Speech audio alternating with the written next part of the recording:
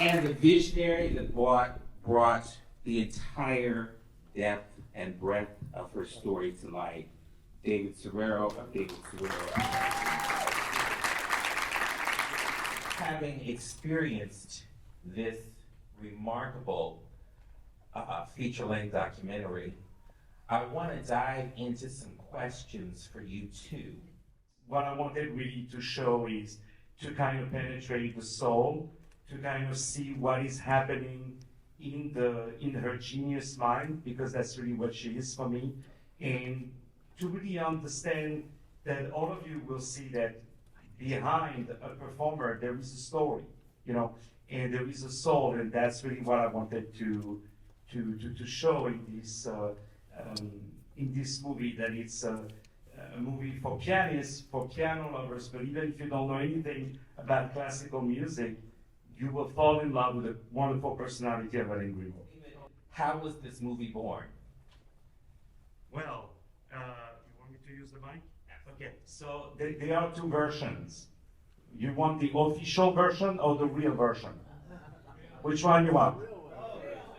The real version? Okay, the real version, I had the honor to interview her on the radio show I have, and that's how it was on. But the real version, the official version is, I was walking in the streets and God came to me, and God said, what is your biggest wish? And I said, to make a movie about Helene Grimaud, and he made that happen. But no, that's really how it was born. I got to interview her on my radio show, and I did already one movie before about a fashion designer in Tahari, and I really wanted to explore this classical world, and I knew that she had already another movie with Dutch Gramophone, who wanted to take sort of the archives and things like that, and the CDs, and I say, I really want to penetrate more of her soul, as I said, and I said, let's mix both. Let's make one movie with both of what we can do, and that's really how it all happened, and I'm so grateful again. Yeah, because what I really could feel is the depth of her soul, and him peeling it back layer by layer. Do you agree? Yeah. Okay. Wonderful. So, Helene, what's it like as a classically trained, world-renowned pianist to have a movie like this made about your life? Well, first of all, it's really an honor. So thank you for the trust and the continued trust in the case of many of you here. It means a lot over the years, and we've been at it for a while, all together.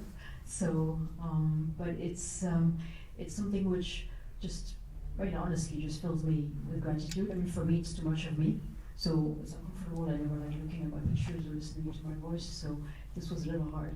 I got to admire a lot of the details in the carpet over there, except when the colleagues were intervening.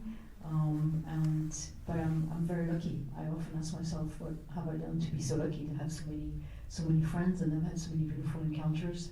I really don't know. I just hope to be worthy of it and just keep going. And there were things, that we never see about a classical musician before they go on stage. How they prepare before, and when they come back, when we were in the car, that solitude of the artist. By the way, the driver was driving like a crazy guy. I was trying to hold the camera like that. So that was also something that I wanted to know, things that we never see, how she collaborates with the piano technicians, these kind of stuff that were kind of never seen, and really going to the intimacy of their hands, I call it. Yeah, absolutely. And I just loved, I don't know if any of you will remember how he shot that, how he featured it in black and white, so you could really focus on their conversation and her face. That was fantastic. So this is for both of you. So, Helene, what would you say to 7-year-old Helene? And then David, for you. I would not change anything, actually. So I'm very lucky to be able to say that, of course. But it's, I was speaking with Charlotte earlier, And we were talking about the fact that you don't, you can't control your reputation, you can only control your character, and there's just so much along the way that can go wrong and will go wrong. So all you can do is just see life as a big crescendo in the best of cases, and just try to keep that light in the heart alive, and look at people and realize that in that moment, and that's what I learned from animals really, this capability of living in the moment and being connected to this essential flux of life is something that we lose very often as adults, and this is something that you can keep alive through this experience of sound and exchange, and where listening is more important than speaking, which of course now you wouldn't know anything about that. I mean, because I speak too much. Oh, well, 7-year-old? Well, we say enjoy your hair while you have them. Right? You guys agree? Okay. No, I would just continue to believe in your dreams, and I'm just very emotional to be here because first time I came to New York, I got dropped at, what is it, your Port Authority, right? Yeah, Port Authority, and the first thing I saw of New York was this movie theater, so it means a lot to be here.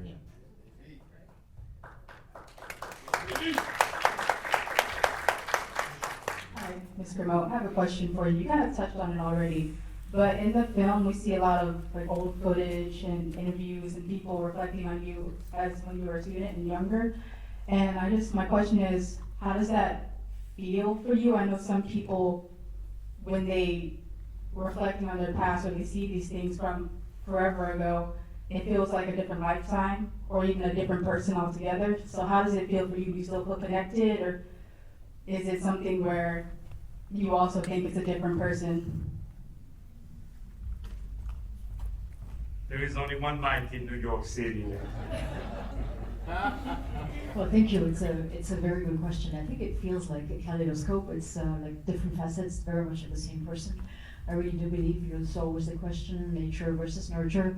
And I think that, again, maybe hard for me to say because I was lucky to have been born to the parents I had and the circumstances where I was given access to education and to get to experience music. But I do believe that people are born who they are already, and then it's just a matter of development. So, a lifetime ago, you're absolutely right, maybe more than one. But I think that was already there before, actually. Even before I was a child, I felt that way. I always thought, I've been here for a long time already. And I was always impatient. But that's something maybe I would say to a 7-year-old. You have to trust in the long-term value of things. And then you never know that because you're always in such a hurry, but it's definitely true. So give yourself into those hands, and it's always the question: is it destiny, is it an appointment with fate, or is it something that you shape? And I think it's both, because we've tried to frame our instinct, our intuition within reason and the practical aspects of life and what we think makes survival possible. But I think that's standing in our way. And the best is to try to always reconnect with that voice deep in there, and to try to follow that path. Always difficult, because then you think, okay, do you go after what you want, or do you take care of people who are there? And in the best of cases, it's compatible, and sometimes when it's not, you just have to make that choice when you wish you didn't have to. So it's but every life trajectory is just so incredibly subjective. At the same time, I feel absolutely convinced that we're all connected. It's this mystery that keeps me interested, this element of connection. If I look at someone, and again, we were talking earlier about this, it's not a face, it's a light in the heart, and I think it just makes it all worth it. So. Thank you for that. Thank Let you. me just ask you one more question that I had on my mind, Helene. That space where craftsmanship transforms to art, when you are playing, that space where craftsmanship transforms to art, Are you in search of that, or does it just happen and then you just go with it? I think you're in search of that for work, but we all do this.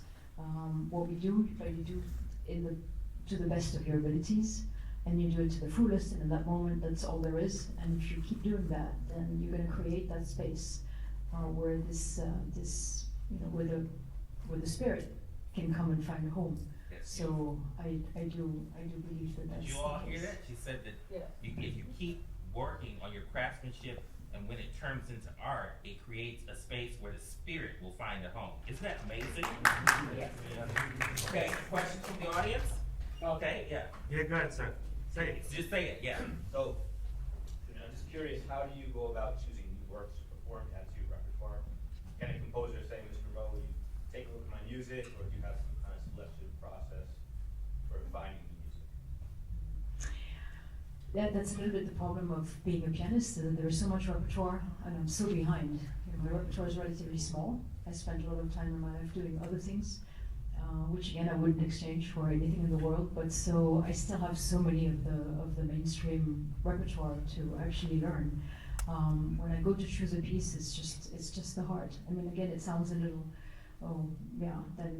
but I do believe that the piece has to be something you can't live without. If you're going to do it justice and really be able to give it your all, then it has to be a piece which is absolutely essential to your existence as an artist in that moment, and probably for a lifetime. Actually, those relationships really do continue and evolve within you, even if you leave them to rest and you're not actively engaged with them. So, and then of course there's always encounters, as was the case with Albert Pert or Valentin Silvestrov. So, I always do read scores though when I receive something from a composer, and if I don't choose to learn it, it's not because I don't think it's not good enough. It's just because there isn't enough time, at least for me. And I'm not nearly as fast as I used to be. I used to learn really, really quickly. It takes me a lot longer now, so I have to choose wisely. Sir, go ahead.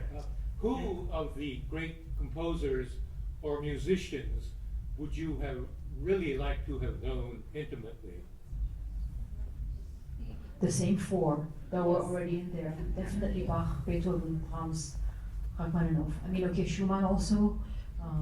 But sometimes I think it's a little bit like this unfortunate, cult of personality sort of era in which we live, which is that these composers, yes, part of me is so curious to know who they were as individuals and reading their correspondence. It is lucky that people at that time used to write a lot to each other. And unfortunately, we've lost that. But I do believe that the very best that they have to offer is in their music. So perhaps it's also okay to only have their works. Yeah. Oh, and one silly thing, you said you wish you had more fingers. Nobody knows who said it, but if God wanted men and women to play the piano, he would have given them 88 fingers. Wouldn't that have been convenient? Yes, yeah, very much so. I think, many of my colleagues can do incredible things at the keyboard. It's just completely mind-boggling. It defies, the laws of physics. I'm not one of those. I'm somewhere in the middle. I'm lucky, but as tools, they're not that great. I have short hands, short fingers. They're not big, but it's okay. At the end, I think it's just a tool, and it's mostly what you express with it. So you have to get beyond the limitations of what's available. Yes, Hannah. Aside from classical music, what other types of music do you listen to? And specifically, since the film mentioned that you had a very traditional or normal childhood before you became acquainted with the piano, what kind of music did you listen to? Did you listen to the Beatles? What did you like? And then specifically now, do you listen to jazz? I started listening to jazz already as a kid, but it's something that, I'm not going to sit here and tell you that I don't believe classical music is vastly superior to any other type of music. I think it's just richer.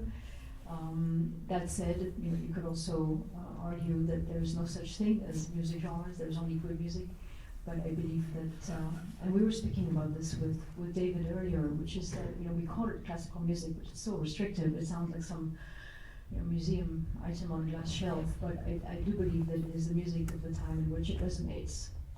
And so it's very much music of this time, and it's something which helps us not only feel more, which at the end of the day as a human being, what more is about. I mean, it's just about the depth of feeling, of perception, something that makes you more alive, that connects you to the full spectrum of human emotions, so you can go out there and be yourself, reinvent yourself, stay true to yourself, and there classical music is simply unbeatable. I mean, it has all of this, it has all of the colors, the full palette.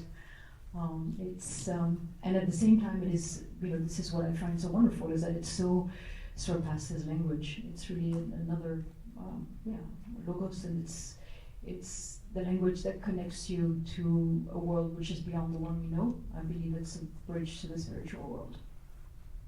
So. Yes, sir. Go ahead. Yeah, hi. Have you ever thought about composing? Well, no, I definitely don't have that gene. I think if I did, it would have manifested itself already.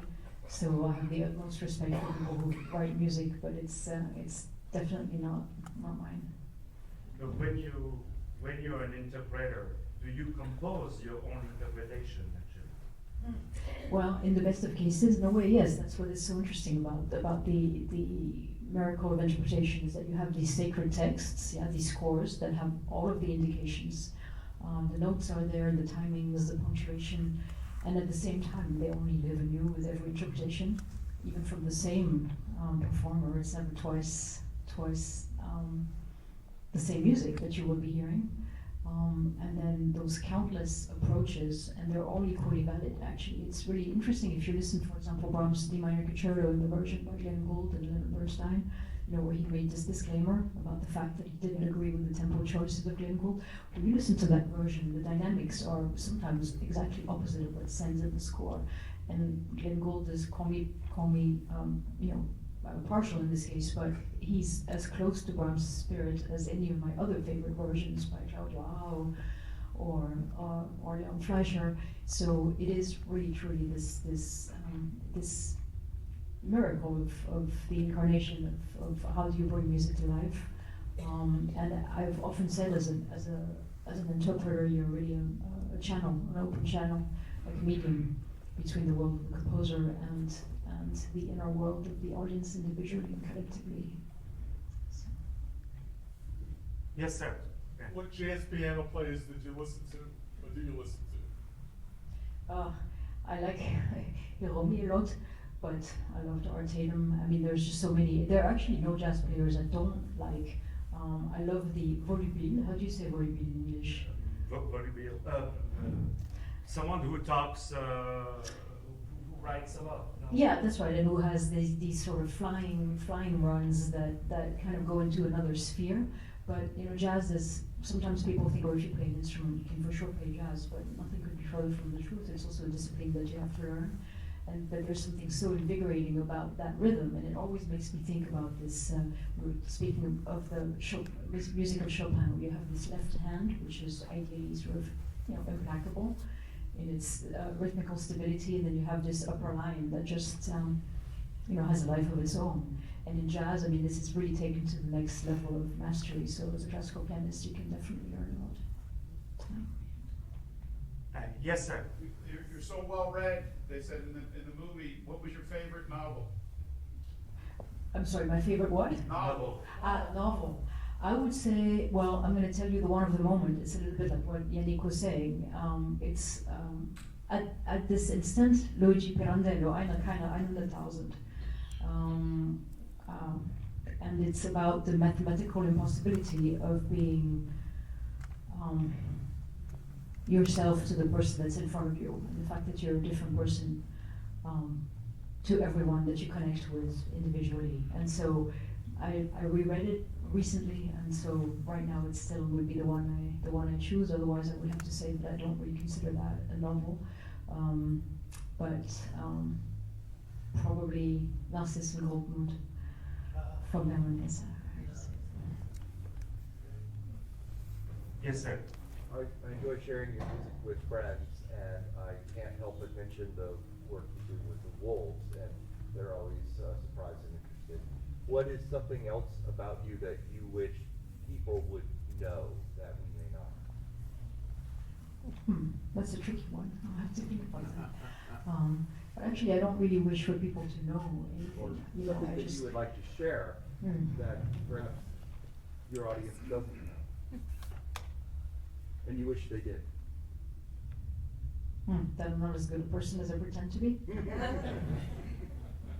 But I'm definitely made better by the belief that I'm a good one. And I think that's the journey for everyone. You're always fighting shadows, dark areas, and then you can only try to redeem yourself in what you give in that moment, and then just go about your work, your daily tasks, and just try to keep doing it. Because often our bodies are I mean, it's not who we are, it's where we live, and that it ideally should be the least interesting thing about one person. Then the rest is just it still is work. I mean, it sounds banal to say that. It sounds like a cliche, but it really is true. And it's only through that you start to feel, I think, connected also to other people. This is something which I felt already as a child when I was working, and I started to feel totally confused. And this great teacher that I was fortunate enough to see beautifully highlighted by David, Pierre Barbizet, he was saying the best moments are when you start not understanding anything anymore. And it was very frustrating in this apprentissage, in this learning phase, but I always noticed that's how you access then the next level. And whenever you feel humbled and you feel like you're not capable of something, or whenever you have those doubts, that's really where the best part is hiding. So I think in that sense, we're all logés à la même enseigne, as we say in French. So we're all facing the same. Well, I can't say that either because it's not true. Because we're also lucky to be born in this part of the world. But at least, the same search is, I think, the one that we all share. At the end of the day, the same desires, the same fears, the same needs. So that's all. And the fact that nature is divine, that is something which all of us know, but we so easily forget because we're so absorbed in this tourbillon, this whirlwind of a life that we have. And that is definitely, I think, where peace and beauty lies, this ultimate beauty that I think can really, as Dostoevsky said, save the world. So. Yes, sir. You have been living in the US for a long time. I'm curious about what are your thoughts about the French music education and American music education? Well, I wish I had gone to Juilliard or Curtis School of Music, so that tells you all you need to know. I mean, not that the Paris Conservatoire wasn't good enough, but I think that the level of teaching here is absolutely outstanding because it encompasses all of these different traditions and schools, and this is still where the strength is just different cultures, different ways of doing it. You learn from one another, and you get better owing to it. And I think that, I wish this was something I had access to. I was very lucky with the teachers I had, and I got to meet Fraser and those moments were always too brief because they were within the framework of master classes, so never really going deep enough. But I think, again, call me partial, but I live here. I've chosen this country. I would not live anywhere else. And I'm lucky to travel the world. And I really believe in this land and its spirit and the resiliency of the people and also the cohesion, even in crazy times, as the last few years have been. As divisive as they were, perhaps I still believe that what makes you so strong here is that, in spite of all the differences, different backgrounds, religions, identities, genders, whatnot, everybody's first and foremost American, and I only wish Europe had that. So. By the way, it's the first film ever where you had so many French people who tried to speak English. It's the first time, right? All the French accent, everybody now. You know, but she speaks fine. Her English is impeccable. You guys agree with me? No, exactly. You know, but one thing that is so beautiful is that, by the way, excellent question. But you became your own teacher at some point because you see when she tries, oh, let me do it maybe like this when she was 16 or 17-year-old. At some point, did you become also your own teacher at your level? I mean, or you still go to some advices sometimes? Yeah, no, I think you always need help, always, and of course being your own teacher is part of it because it never stops. So every rehearsal, every concert is a learning experience where you grow from sharing the vision of the colleagues on stage, feeling that energy. And it doesn't always have to be a compromise. I mean, sometimes when someone comes out there with a different interpretation, a different vision for the piece, you know, you do more than meeting them halfway. You end up really seriously just flying on their wings and being better for it. So. Anybody? Yes, sir. You mentioned classical music being seen as like being on a museum shelf and an antiquated, sort of an older tradition. Do you feel pretty optimistic about the future of classical music and it staying relevant?